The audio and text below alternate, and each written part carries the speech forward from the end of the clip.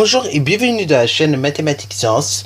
Aujourd'hui je vais présenter et expliquer une nouvelle vidéo, qui est une vidéo donc en sciences de la Terre, toujours sur le thème numéro 2, donc le vivant son évolution, et plus précisément une vidéo dans laquelle nous allons parler des premiers organismes apparus donc sur Terre, à savoir donc les bactéries. Alors donc on dit les bactéries, mais en réalité donc ce sont les cyanobactéries qui sont apparus sur Terre, et donc ces premiers organismes qui sont maintenant fossiles puisqu'ils sont morts il y a bien trop longtemps, ils sont apparus il y a environ 3,7 milliards d'années. Alors bon, on dit 3,7 milliards d'années, mais on peut également dire 3,8 milliards d'années. Ça dépend en fait des livres. Il y a des livres qui disent 3,8, il y en a qui disent 3,7, il y en a même qui disent 3,5 milliards d'années. Alors là, bon, c'est logique, pourquoi on dit 3,5 milliards d'années, parce que tout simplement, le plus vieux fossile trouvé date de cette époque-là, ok. Mais la vie donc est apparue beaucoup plus tard, ok, avec le décalage du temps, ok. Donc bon, en gros, c'est entre 3,8 milliards d'années et 3,5 milliards d'années. Voilà. Et donc justement, ces premiers organismes fossiles qui sont apparus il y a moins 3,8 milliards d'années, donc qu'on peut également écrire moins 3,8 GA. Donc un jour d'ailleurs, si vous voyez GA, petite parenthèse, ça veut dire milliards d'années. Et quand vous voyez MA, ça veut dire millions d'années. Alors oui, c'est vrai, ça paraît bizarre, mais c'est logique. Parce que bon, tout simplement, le MA, il est un petit peu moins inférieur, il est inférieur plutôt, au GA, ok. Voilà. De G, on pourrait penser à giga, et donc le M, on pourrait penser à millions, milliards, ok. C'est pour ça d'ailleurs que le MA correspond aux millions d'années, ok. Alors donc là, c'est pour ça que bon, voilà, je vous le dis maintenant. Alors à cette époque-là, donc les premières bactéries, donc les cyanobactéries qui sont apparues sur Terre, elles sont apparues dans l'eau, et donc ces bactéries-là, déjà, elles étaient capables de produire un gaz très rare, mais qui est utile à la vie, de dioxygène.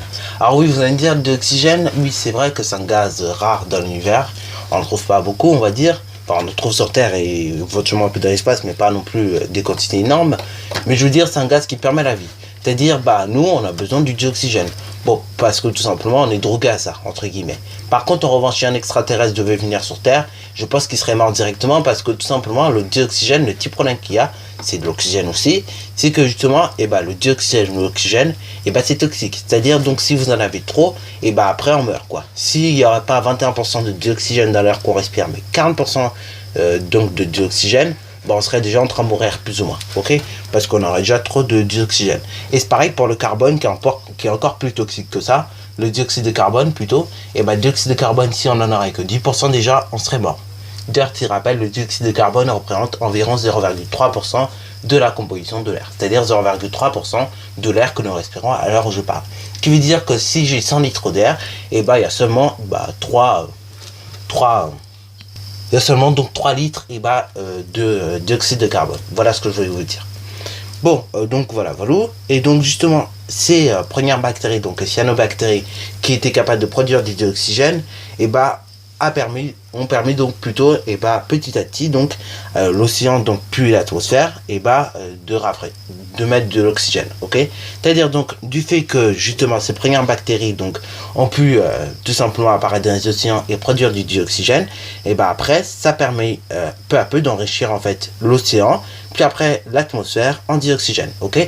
C'est pour ça que je vous disais à un moment, quand on a parlé de la vie sur Terre et même des vidéos avant, je vous disais la composition de l'atmosphère a changé avec les météorites qui tombent, parce que les météorites qui tombaient à l'époque, et elles apportent un peu d'eau, mais également avec tout plein de conditions à côté, ok. Et surtout plein de conditions à côté, c'est tout simplement les cyanobactéries qui, en produisant du dioxygène, ont réussi d'abord à le produire dans l'eau, puis après on réussit peu à peu à le faire échapper de l'eau pour carrément faire changer l'atmosphère, ok. Bon, bien évidemment, c'est des phénomènes, ça se fait pas en une seule année, ok, ou en 2 jours comme ça. Non, ça se fait pas en un claquement de doigts, ces phénomènes-là. C'est des phénomènes qui prennent du temps, c'est des phénomènes qui prennent des millions, voire des milliards d'années pour se faire, ok. Voilà. Et donc, cette augmentation du dioxygène, a permis une diversification du vivant, ok. C'est-à-dire il y a pu avoir une plus grosse biodiversité que celle qu'on connaissait il y a environ 3,7 milliards d'années. C'est-à-dire avant la vie est apparue dans l'eau avec les cyanobactéries, puis après peu à peu on a réussi à mettre du dioxygène, ces cyanobactéries ont pu produire du dioxygène, et après ce dioxygène qui est apparu dans l'atmosphère a pu permettre peu à peu de faire sortir en fait les êtres vivants de l'eau, donc les bactéries de l'eau, pour qu'après ils puissent grossir, grandir, etc. Bon, là c'est pareil, ça a pris des années, hein. Ça a pris des millions d'années ou des milliers d'années pour se faire. Et après donc, une fois qu'ils ont pu, on va dire, se changer un petit peu, se métamorphoser un petit peu, et ben après il y a eu tout plein de choses, ok. Et c'est tout plein de choses, et bah c'est les différents êtres vivants qu'il y a pu avoir, ok. Donc il y a pu avoir des plantes, il y a pu avoir des animaux autres, donc tels que les mammifères, qui n'avaient pas beaucoup à cette époque-là. Il y a donc 3,7 milliards d'années. Voilà, il n'y avait pas beaucoup de mammifères, hein. Voilà. Après, il y a pu avoir d'autres animaux, tels que les herbivores ou des choses comme ça. Et donc ça, bah, le fait là, donc, du dioxygène, c'est ça qui a permis donc la diversification du vivant. Si le dioxygène n'était pas passé en dehors de l'eau, je pense qu'aujourd'hui on serait encore vivant dans l'eau, première option. Ou deuxième option, on serait tous morts à cause donc de cette fameuse, tout simplement, météorite qui a foncé à 40 000 km/h. Ok. Pour rappel, ça a carrément tué toute la biodiversité donc, que l'on connaissait, c'est-à-dire donc notamment les dinosaures. Ok.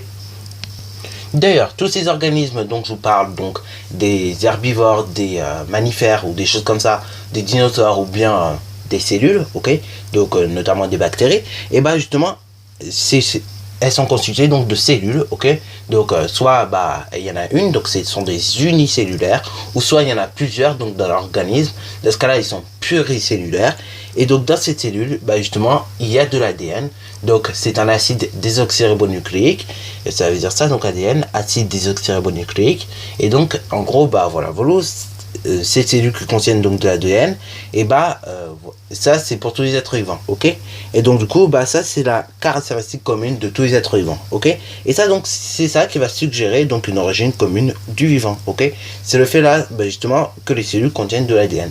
C'est-à-dire, en gros, vu qu'il y a des cellules qui contiennent de l'ADN, ça a fait la même caractéristique pour tout le monde. Dans ce cas-là, c'est une origine commune du vivant, ok.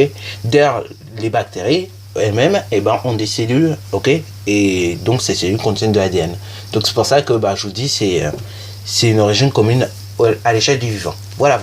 Donc petite conclusion là-dessus sur les bactéries. Il faut retenir que les bactéries, en gros, c'est la première forme de vie qui apparaît sur Terre il y a environ 3,8 milliards d'années, pardon. Que milliards d'années, ça peut s'écrire GA, ok, et pas MA. MA c'est pour millions d'années. Et puis également donc si après on a pu arriver à sortir de l'eau, c'est tout simplement à cause de ces bactéries qui ont pu produire du dioxygène qui est sorti d'abord de l'eau pour aller tout simplement à l'atmosphère, ok. Et ça, c'est ça qui a permis la diversification du vivant, ok. Et bien évidemment, tout ça, donc les cellules et tout ce que vous pouvez comprendre, donc les êtres unicellulaires tels que par exemple la méduse ou des choses comme ça, ou des êtres pluricellulaires, et justement c'est ça qui va en fait faire qu'on est tous pareils, ok, et ça va faire que ça fait une origine finalement commune du vivant. Voilà. Bon, sur ce donc, c'est déjà la fin de cette vidéo. Si j'ai bien aimé, n'hésite surtout pas à liker, à commenter, et bonne récit à toi en mathématiques et en sciences.